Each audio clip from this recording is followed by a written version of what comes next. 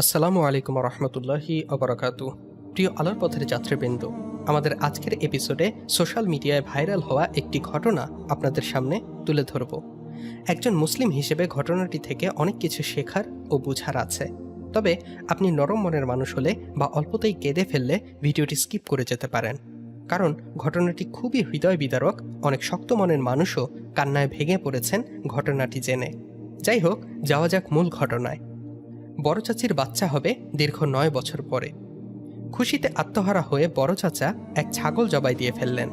সেই ছাগলের মাংস রান্না করে চালের আটার রুটি করে ইউনিয়নের যত এতিম মিসকিন আছে সবাইকে দাওয়াত করে তিনি খাইয়েছেন।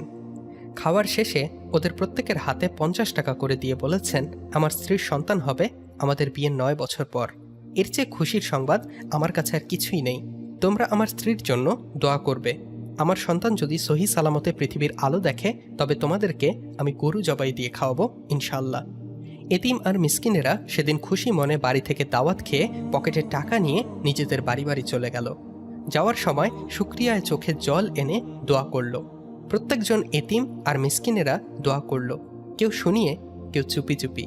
চাচাকে সেদিন দেখে মনে হলো জগতে তার মতো এমন সুখী মানুষ আর একটিও নেই।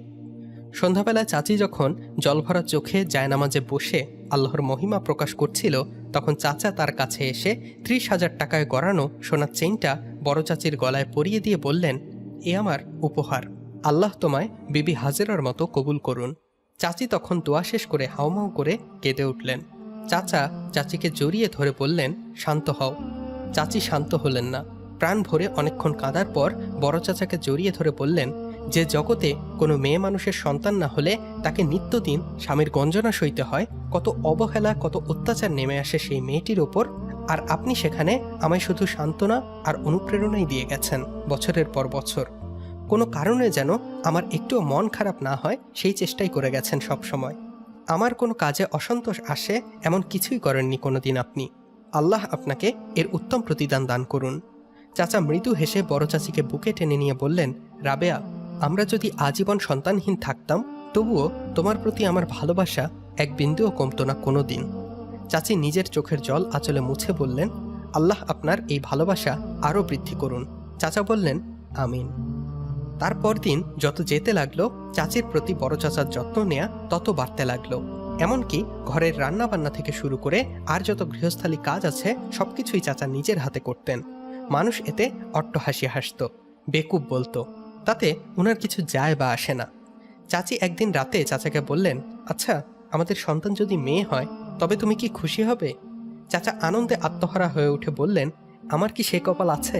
রাবেয়া, সত্যি সত্যি আমি যদি কোনো কন্যা সন্তানের বাবা হতে পারতাম তবে আমি নিজেকে ঘোষণা করে দিতাম আমি পৃথিবীর সবচেয়ে সফল মানুষদের একজন। চাচি অবাক হয়ে বললেন, কি অদ্ভুত কথা! যেখানে মানুষ মেয়েদের ভাবে অপয়া, সেখানে আপনি বলছেন আপনার মেয়ে সন্তান হলেই আপনি সফল। চাচা মৃদু হেসে বললেন, রাবেয়া, তুমি কি জানো না আমার রাসূল সাল্লাল্লাহু আলাইহি ওয়াসাল্লাম বলে গেছেন, মেয়ে সন্তান তার পিতার জন্য জান্নাত। চাচির চোখ মুখ হঠাৎ আনন্দে উজ্জ্বল হয়ে উঠল। তিনি চাচার হাত টেনে নিয়ে তার দুহাতে চুমু খেতে খেতে বললেন, আমার জান্নাত। চাচা বললেন, আমার জান্নাত গমনের সহজ পথ। তারপর সেই দিন এসে গেল যেদিন চাচির পেটে অসম্ভব ব্যথা। রাত থেকে একটানা পানি ভেঙেছে চাচির। গ্রামের সবচেয়ে অভিজ্ঞ দাইও বলছে, সন্তান আছে উল্টো হয়ে। বলা যায় না কি হয়। গাছ ফল দুইটাই নষ্ট হতে পারে। ভাগ্য ভালো হলে একটি টিকতে পারে। সব আত্মীয় স্বজনেরা অস্থির হয়ে উঠল। কেউ কেউ কান্নাকাটি করছে, কিন্তু চাচা মোটেও কাঁদলেন না। তিনি বললেন, সব আল্লাহর ইচ্ছা, তার হুকুম ছাড়া একটা গাছের পাতাও নড়ে না। আমি তার ওপর ভরসা রাখি, আল্লাহ যা চান তাই হবে। সেদিনও সবাই চাচাকে বলল, বেকুব। চাচা নিজেকে নিজে বললেন, মতিন, তুমি বেকুব না। বেকুব তো তারা যারা বিপদে আল্লাহর ওপর ভরসা রাখতে পারে না। সবশেষে যখন সবাই নিরাশ হয়ে গেল একে একে, তখন চাচা সেজদায় পড়ে গেলেন। সেজদায় পড়ে বললেন, আল্লাহ, তুমি যা করো তাই আমি মেনে নেব। আমি তোমার এমন গোলাম যে কোনোদিন কোনোভাবেই কোনো কারণে তোমার ওপর নারাজ হব না। চাচা সেজদায় লুটিয়ে পড়ে অঝোর ধারায় কাঁদলেন। চোখের জলে জায়নামাজ ভিজে চুপসে গেছে। চাচা শুধু বারবার একটি কথাই বলছেন, আল্লাহ, তুমি যা করো তাই মঙ্গলময়। আমি তোমার ওপর সর্বদা রাজি।